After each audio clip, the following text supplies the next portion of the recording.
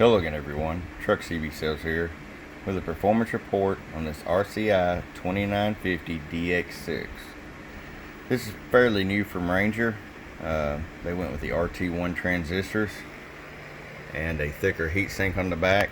I'm really liking this because there's a lot of amplifiers out there these days that like about 100 watts of peak power, and there's a lot of guys that just want to run barefooted radios. You'll see the screen flicker some. That's just an illusion from the camera. It's not really doing it. We'll start with RF power all the way down, 5 watt slug. We set about 2 watts for adjustability. We're 100 watt slug. About 21 watts all the way up. Average power swing.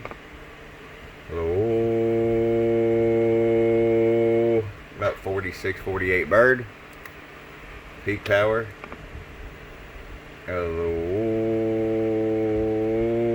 Just a little past 100, about 105 peak.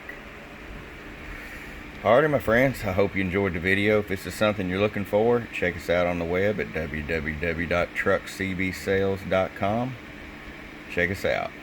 Bump bump.